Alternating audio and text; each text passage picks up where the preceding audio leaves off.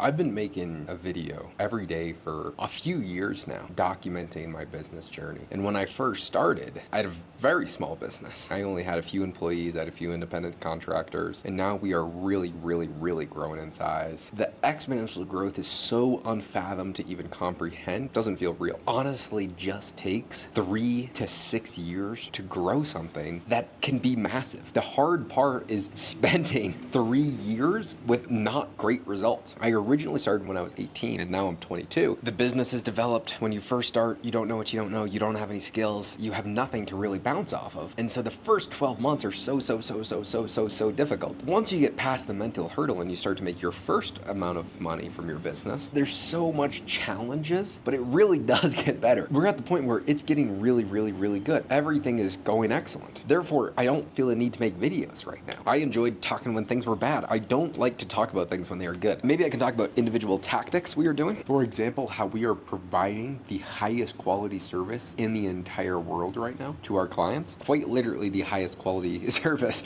in the entire world. Tomorrow, the goal, we have two big things that we've been preparing for two different clients, is to make over $300,000 to $400,000 in revenue for the clients. A small percentage of that from the profit share, which would be awesome. It's just a replicable format. At the end of the month, we have two more clients doing two more launches where we want to do $300,000 to $400,000 between those two clients. And then the month after that, we have 4 different things that we're preparing for a few different clients. Just continuously get better and improve a higher quality service and just do better. Growing an agency is really fun now because I'm focusing on higher leverage things. I'm still having to do a lot of day-to-day work. If I had the infrastructure this month, 5 to 10 clients. And that's a very high ticket price with a higher performance-based model where we're only looking for very select businesses. But just because of the amount of goodwill and the amount of results that we've shown. If you're starting a business, if you only did one thing really well, but you were the best in the world at it, what would the results be? When I originally started and I first started to see good results was when I was doing a lot of YouTube for a lot of large businesses. So it was, okay, if I could get you to where you're doing 2 to 3 million long form views per month, if I could 100x the amount of organic YouTube views that they were doing, what would that mean to their business? It was instant. It would be instant results. And so I said, all I need to focus on is this one lever that would have the highest outsized return, which would then have more and more people want to work with me, which would then allow me to get better and produce a higher quality service. Then it was, okay, well, we're getting all these views. If we could take our conversion rate from 1% to 5%, we'd go from making $25,000 to $100,000 per month. What if we did both? What if we could continuously 10x the views and 10x the conversions? What would happen then? It's very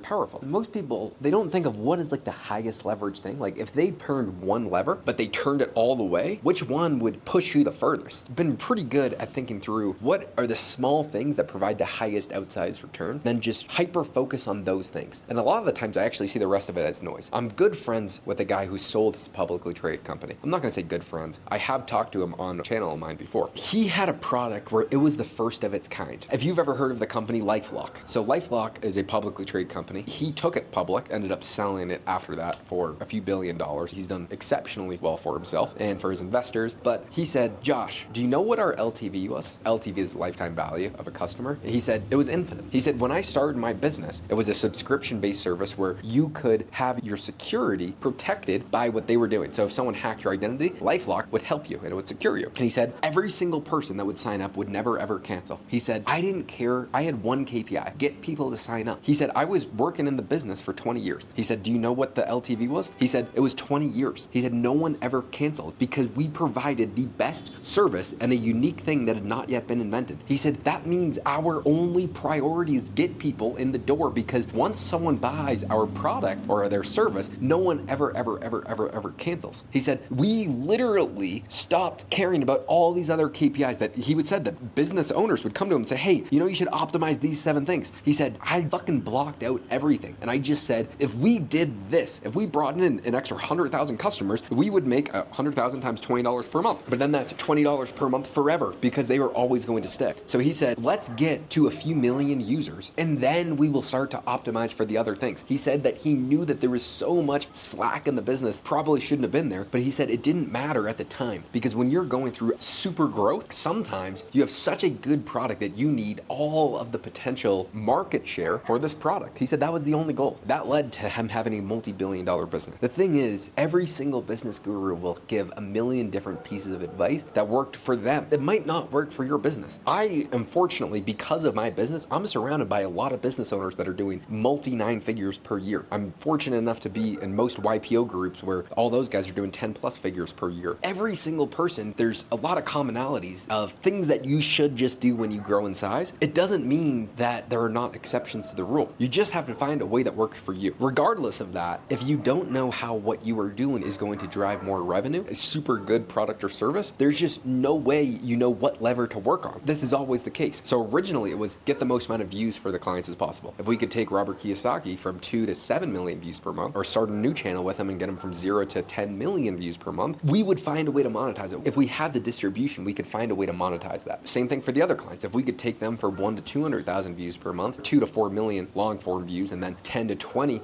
million short form views, then we will inevitably get more people that are aware of their product and service because we had the distribution. And then it was, hey, we have all this distribution. What if we just went from a very small conversion to just improving the conversion? We're already doing an 8 out of 10 on the content because we're only taking an hour of our clients' time per week and we're driving all of these eyeballs to their distribution network. We're not getting all the sales. So if we could just go from that 1% conversion rate to a 5% conversion rate, which is not that hard, it would be a 500x sales though, because we have all the distribution. Knowing what to pull the lever and when what's going to have the highest ROI is a very important skill when you're trying to grow your business. There's always going to be infinite things to improve. If I looked at my business or any business, you could find a million different things that they should improve. If you can identify the biggest, most important things that if the business is successful, that's the purpose of KPIs, which are key performance indicators, because you should set those for your employees so they know what the highest converting thing is. So if you can identify what the most important things are, what levers to push in every sector of the business, you don't really know how to track metrics for success for you, for your employees, for the business's growth. It's a lot easier when everyone's in person, when everyone's grinding. As the team grows, it's always going to be much more difficult to do that stuff, which is why at scale, most businesses turn into very similar things where you have similar departments, everyone just has different roles that they have to do every single day. It becomes a lot more boring. The business for me has been nothing but boring because we're in the startup and growth phase where you're doing under $10 million.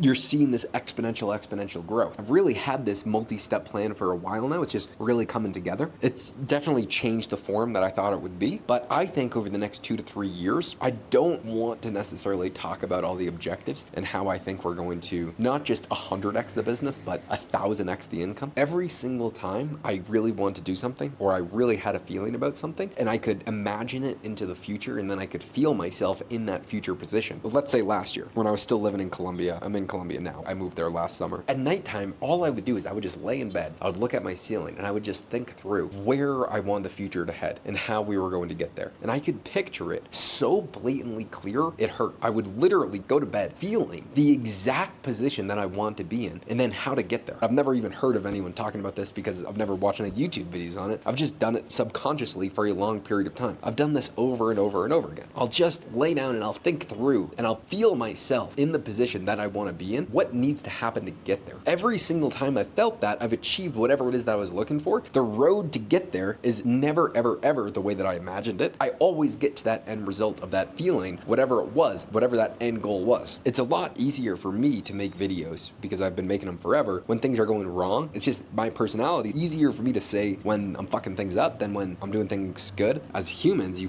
find the things that go bad. And when you can point something out that is bad and then you can fix it, that's how you're going to continuously improve over a long period of time. So I always feel very on edge whenever things are going decently well. They're going unbelievably well right now. So I don't want to make stupid videos and talk about how well things are going. Don't enjoy that. So I've not been making as many videos. I was making a lot of videos when I was stressed, but the stress is starting to ease out and the execution is just happening on a day-to-day. Busy doing the work that needed to get done and now it's getting done and now the results have come. So that's about as easy as it is, all right? No, it's not easy. That's just simple.